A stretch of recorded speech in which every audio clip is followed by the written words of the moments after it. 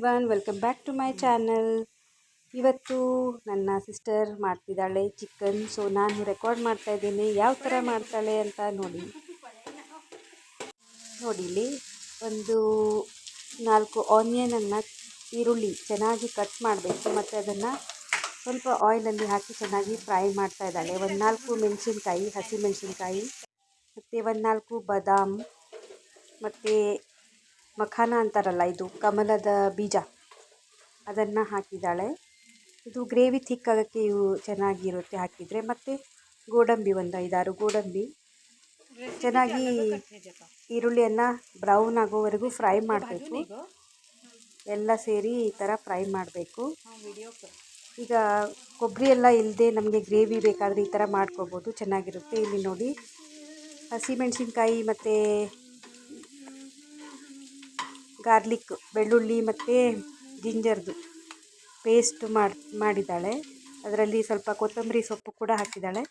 ಇದು green paste ರೆಡಿಯಾಗಿದೆ. ಇದು ಗ್ರೇವಿ ಮಾಡೋಕ್ಕೆ ಥಿಕ್ನೆಸ್ ಬರಬೇಕಂದ್ರೆ ಇದೆಲ್ಲ ಹಾಕಿ ಈ ಥರ ಮಾಡಿಕೊಂಡ್ರೆ ಚೆನ್ನಾಗಿರುತ್ತೆ. ರೆಸ್ಟೋರೆಂಟಲ್ಲಿ ಮಾಡಿರ್ತಾರೆ ಆ ಥರ. ಸೊ ಇದು ಸ್ವಲ್ಪ ಆನಿಯನೆಲ್ಲ ಫ್ರೈ ಆಯಿತು, ಬ್ರೌನ್ ಆಗಿದೆ ನೋಡಿ. ಇದು ಸ್ವಲ್ಪ ತಣ್ಣಗಾದ ಮೇಲೆ ಅದನ್ನು ಮಿಕ್ಸಿ ಮಾಡಬೇಕು.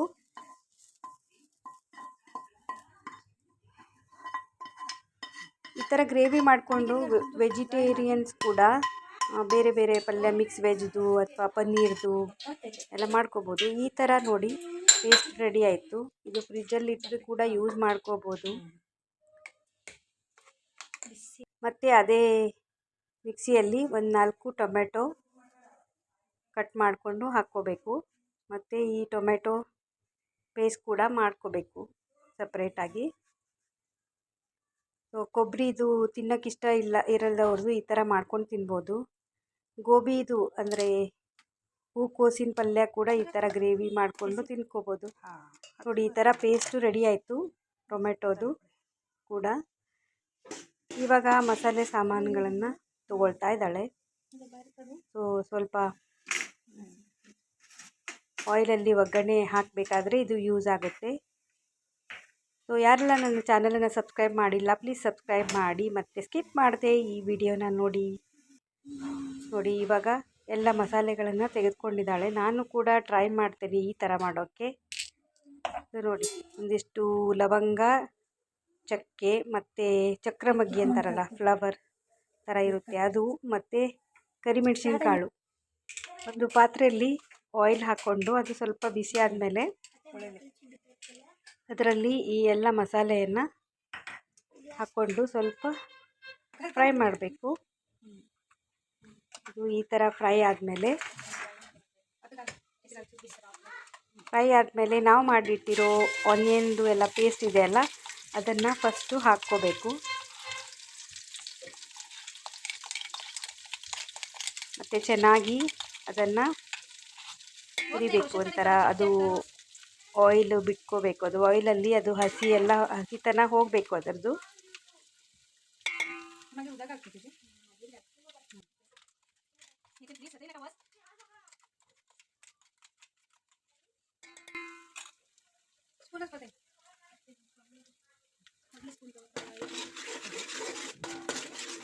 ಈ ಥರ ಚೆನ್ನಾಗಿ ಅದನ್ನು ಮಿಕ್ಸ್ ಮಾಡಿ ಫ್ರೈ ಮಾಡಬೇಕು.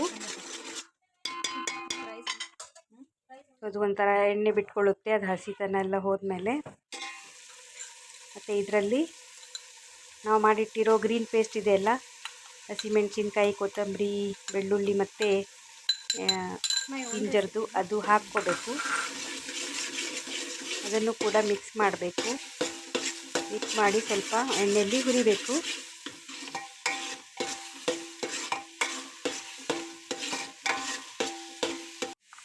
ಆಮೇಲೆ ಇವಾಗ ಮತ್ತೆ ಟೊಮೆಟೊ ಮಾಡಿಟ್ಟಿದ್ವಲ್ಲ, ಟೊಮೆಟೊದು ಪೇಸ್ಟು, ಅದನ್ನು ಆ್ಯಡ್ ಮಾಡ್ಕೋಬೇಕು ಇದರಲ್ಲಿ. ಈ ಥರ ಗ್ರೇವಿ ತಿನ್ನೋಕ್ಕೆ ತುಂಬಾ ಟೇಸ್ಟಿಯಾಗಿರುತ್ತೆ. ರೊಟ್ಟಿ ಜೊತೆ, ಚಪಾತಿ ಜೊತೆ, ಅನ್ನದ ಜೊತೆನೂ ತಿನ್ಕೋಬೋದು. ದಿನಾಲೂ ಕೊಕೊನಟ್ ಹಾಕ್ಕೊಂಡು ಯೂಸ್ ಮಾಡೋದು ಬೇಡ ಅನಿಸಿದಾಗ ಈ ಥರ ಮಾಡಿಕೊಂಡ್ರೆ ಚೆನ್ನಾಗಿರುತ್ತೆ. ನನಗಂತೂ ತುಂಬಾ ಇಷ್ಟವಾಯಿತು. ಅವಳು ಈ ರೆಸಿಪಿ ಮಾಡಿದ್ಲು. ಊಟ ಮಾಡಿದ್ಮೇಲೆ ಮತ್ತೆ ಮಾಡಿ ನೋಡುವ ಈ ಥರ ಅನ್ನಿಸ್ತು, ಅದಕ್ಕೆ ನಾನು ಶೇರ್ ಮಾಡ್ತಾ ಇದ್ದೇನೆ. ನೋಡಿ, ಈ ಥರ ಚೆನ್ನಾಗಿ ಫ್ರೈ ಮಾಡ್ಕೋಬೇಕು. ಮತ್ತು ಇದು ಮನೆಯಲ್ಲಿ ರೆಡಿ ಮಾಡಿದ ಮಸಾಲೆ ಖಾರ. ಮತ್ತು ಯಾವ ಮಸಾಲೆ ಇದೆ ಅದನ್ನು ಹಾಕ್ಕೋಬೋದು. ರೆಡಿಮೇಡ್ ಚಿಕನ್ ಮಸಾಲ ಕೂಡ ಹಾಕ್ಕೋಬೋದು, ಅಥವಾ ನಿಮ್ಮ ಹತ್ರ ಗರಂ ಮಸಾಲ ಇದ್ದರೆ ಅದನ್ನು ಹಾಕ್ಕೋಬೋದು. ಇದು ಮಸಾಲೆ ಖಾರ, ಇದರಲ್ಲಿ ಎಲ್ಲ ಮಸಾಲೆ ಮಿಕ್ಸ್ ಇರುತ್ತೆ. ಸೊ ನಮಗೆ ಎಷ್ಟು ಬೇಕೋ ಅಷ್ಟು ಹಾಕ್ಕೋಬೋದು. ರೊಟ್ಟಿ ಮತ್ತು ಚಪಾತಿಗೆ ಸ್ವಲ್ಪ ಸ್ಪೈಸಿ ಖಾರ ಇದ್ದರೆ ಚೆನ್ನಾಗಿರುತ್ತೆ, ಅದಕ್ಕೆ ಜಾಸ್ತಿ ಹಾಕ್ಕೊಳ್ತಾ ಇದ್ದಾಳೆ. ಯಾವುದೇ ಗರಂ ಮಸಾಲ ಇದ್ದರೂ ಕೂಡ ಹಾಕ್ಕೊಳ್ಬೋದು ಅದರಲ್ಲಿ. ಈ ಥರ ಚೆನ್ನಾಗಿ ಫ್ರೈ ಮಾಡಬೇಕು. ನೋಡಿ, ಮತ್ತೆ ಸ್ವಲ್ಪ ಸೇರಿಸ್ತಾ ಇದ್ದಾಳೆ. ಕಡಿಮೆ ಅನ್ನಿಸ್ತು, ಅದಕ್ಕೆ ಸ್ಪೈಸಿ ಮಾಡುವಂತರು ಅದಕ್ಕೆ ಮಾಡ್ತಾ ಇದ್ದಾಳೆ. ಹೀಗೆ ನಾನ್ ವೆಜ್ ಎಲ್ಲ ಮಾಡಬೇಕಾದ್ರೆ ಸ್ವಲ್ಪ ಸ್ಪೈಸಿ ಇದ್ದರೆ ಚೆನ್ನಾಗಿ ಅನಿಸುತ್ತೆ, ಇಲ್ಲಾಂದರೆ ಸಪ್ಪೆ ಸಪ್ಪೆ ಅನಿಸುತ್ತೆ. ನಮಗೆ ಸ್ವಲ್ಪ ಸ್ಪೈಸಿ ಇಷ್ಟ. ಮತ್ತು ಅದರಲ್ಲಿ ಸ್ವಲ್ಪ ಅರಿಶಿನ ಹಾಕಿದ್ದಾಳೆ. ಮತ್ತು ಅದರ ಜೊತೆಗೆ ಇವಾಗ ಧನಿಯಾ ಮತ್ತು ಜೀರಾ, ಇದು ಮತ್ತೆ ಸ್ವಲ್ಪ ಬೀಜ ಇರುತ್ತಲ್ಲ, ಧನಿಯಾ ಜೀರಾ ಪೌಡರ್, ಇದು ರೆಡಿಮೇಡ್ ಸಿಗುತ್ತಲ್ಲ, ಅದನ್ನ ಆ್ಯಡ್ ಮಾಡಿದ್ದಾಳೆ. ಹಾಕ್ತಾ ಇದ್ದಾಳೆ. ಮತ್ತು ಜೀರಿಗೆ ಪೌಡರ್, ಚಿಕನ್ ಮಸಾಲ, ಮತ್ತೆ ಸ್ವಲ್ಪ ಚಿಕನ್ ಮಸಾಲ ಎಲ್ಲ, ಸ್ವಲ್ಪ ಯಾವ ಮಸಾಲ ಇದೆ ಎಲ್ಲ ಸ್ವಲ್ಪ ಚೆನ್ನಾಗಿರುತ್ತೆ. ಜಾಸ್ತಿ ಆದರೆ ಬಾಯಿಗೆ ಆದರೆ ಕ್ವಾಂಟಿಟಿ ನೋಡ್ಕೊಂಡು ಹಾಕೋಬೇಕು, ಇಲ್ಲಾಂದರೆ ತುಂಬ ಮಸಾಲ ಅನಿಸುತ್ತೆ. ನಮ್ಮದು ಎಲ್ಲನ ಮಿಕ್ಸ್ ಮಾಡಬೇಕು ಈ ಥರ ಎಲ್ಲ. ನಮ್ಮದು ಚಿಕನ್ ಕ್ವಾಂಟಿಟಿ ಜಾಸ್ತಿ ಇದೆ, ಸೊ ಈ ಥರ ಚೆನ್ನಾಗಿ ಫ್ರೈ ಮಾಡಿ. ಗ್ರೇವಿ ಬೇಕಿತ್ತು, ಇಲ್ಲಾಂದರೆ ಅದು ಸುಕ್ಕ ಆಗುತ್ತೆ, ಅದಕ್ಕೆ ಈ ಥರ ಟ್ರೈ ಮಾಡಿದ್ವಿ. ಅಂದರೆ ನಾನು ಮಾಡಿಲ್ಲ, ನನ್ನ ಸಿಸ್ಟರ್ ಮಾಡಿದ್ಲು.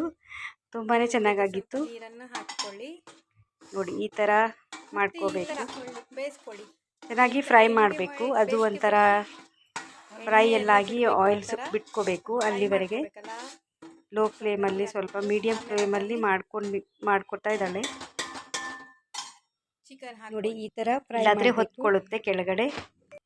ಸ್ವಲ್ಪ ಅದಕ್ಕೆ ಸೇರಿಸ್ತಾ ಇದ್ದಾಳೆ. ಇವಾಗ ಆಯಿಲ್ ಬಿಟ್ಕೊತಾ ಇದೆ. ಎಲ್ಲ ರುಚಿಗೆ ತಕ್ಕಷ್ಟು ಹಾಕಿದ್ರೆ ಆ್ಯಡ್ ಮಾಡಿರುತ್ತೆ, ಇಲ್ಲಾಂದರೆ ಟೇಸ್ಟಿ ಅನಿಸಲ್ಲ. ಎಷ್ಟು ಬೇಕೋ ಅಷ್ಟು ಉಪ್ಪು ಹಾಕ್ಕೊಳ್ಳಿ. ಸೊ ಈ ಥರ ಒಂಥರ ಆಯಿಲ್ ಬಿಟ್ಕೊಳ್ಳುತ್ತೆ ಅದು ಹೀಗೆ. ಸೊ ಸ್ವಲ್ಪ ಸ್ಲೋ ಗ್ಯಾಸ್ ಇಡಬೇಕು, ಮತ್ತು ಇಲ್ಲಾಂದರೆ ಕೆಳಗಡೆ ತಾಕ್ಕೊಳ್ಳುತ್ತೆ. ಇವಾಗ ಇದು ಗ್ರೇವಿ ರೆಡಿಯಾಗಿದೆ. ನೋಡಿ, ಚೆನ್ನಾಗಿ ಫ್ರೈ ಆಗಿದೆ.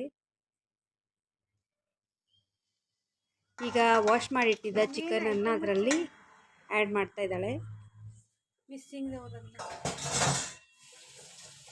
ಸೊ ಗ್ರೇವಿ ಎಲ್ಲ ಜಾಸ್ತಿ ಬೇಕು, ಅದಕ್ಕೆ ದೊಡ್ಡ ಸೈಜಿನ ಪಾತ್ರೆಯೇ ಯೂಸ್ ಮಾಡ್ತಾ ಇರೋದು.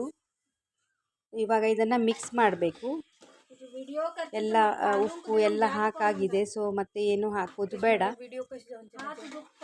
ಎಲ್ಲ ಈ ಥರ ಸರಿಯಾಗಿ ಮಿಕ್ಸ್ ಮಾಡಬೇಕು. ಮಿಕ್ಸ್ ಮಾಡಬೇಕು.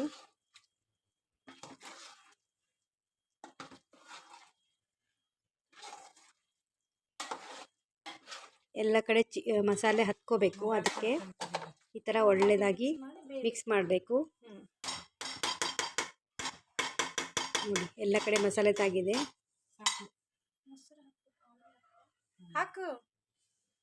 ಇಷ್ಟು ಗ್ರೇವಿ ಆಗುತ್ತೆ ಅಂದರೆ 2 ಟೈಮ್ ಸಾಕಾಗುತ್ತೆ ಎಲ್ಲರಿಗೆ.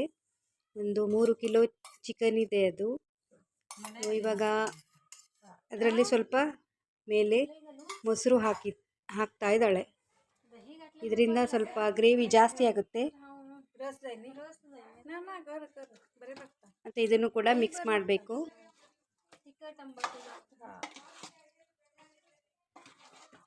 ಇದರಿಂದ ಕೂಡ ಒಳ್ಳೆ ಟೇಸ್ಟ್ ಬರುತ್ತೆ, ಮತ್ತು ಗ್ರೇವಿ ಕೂಡ ಥಿಕ್ ಆಗಿ ಚೆನ್ನಾಗಿ ಅನಿಸುತ್ತೆ. ಈ ಥರ ಒಳ್ಳೆಯದಾಗಿ ಮಿಕ್ಸ್ ಮಾಡಬೇಕು.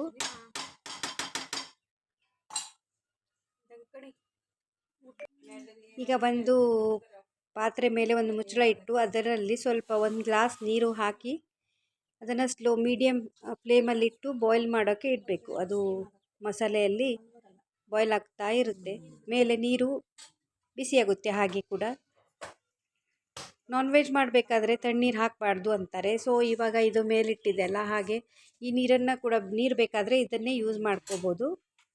ಮತ್ತು ಈ ಥರ ಇಟ್ಟರೆ ಅದು ಚಿಕನ್ ಕೂಡ ಚೆನ್ನಾಗಿ ಇದು ಬೆಂದಿರುತ್ತೆ ಮತ್ತು ಟೇಸ್ಟ್ ಕೂಡ ಒಳ್ಳೆಯದಿರುತ್ತೆ. ನೋಡಿ ಈ ಥರ ಆಗ್ತಾಯಿದೆ.